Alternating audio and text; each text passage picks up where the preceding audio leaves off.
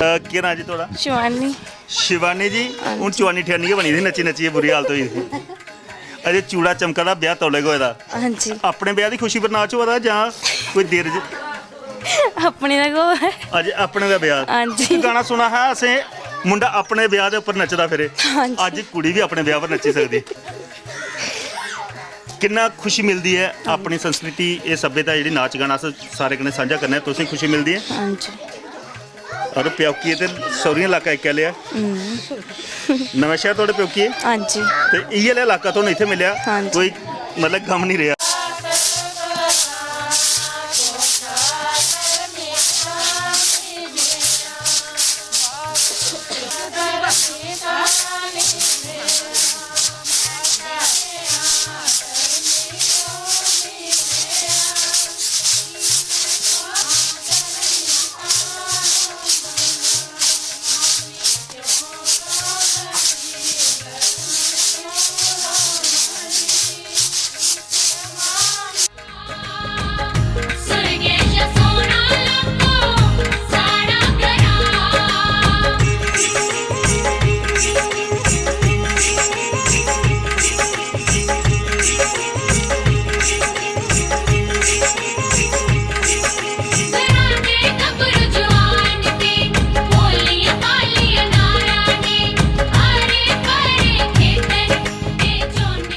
दोस्तों ये मेहनतकश लोग ਜਿਹੜੇ ਸਬਜ਼ੀਆਂ ਦੇ ਵਿੱਚ ਬੜੇ ਦਿਨ ਲੈ ਸਬਜ਼ੀਆਂ ਬਣਾ ਕਰਦੇ ਨੇ ਔਰ ਇਹ ਸਬਜ਼ੀ ਸਾਰੀ ਤੁਸੀਂ ਸਵੇਰੇ ਉੱਠੀਏ ਮੰਡੀ ਦਾ ਜਿਲਾ ਖਰੀਦੀਏ ਤੁਹਾਡੇ ਘਰਾਂ ਤੱਕ ਪੁੱਜਦੀ ਹੈ इंदे कन्ने अज पूरी संस्कृति अस रूबरू करवा दे थोड़े कन्ने पर अज दी कड़ी अज दा अंक अस इत्थे के संपन्न करने दी तुहाडे कोल आग्या चाहने हाँ अगर तुस अपने ग्रां सिंह सादा देना चाहते हो तो घंटी मार सकते हो साढ़े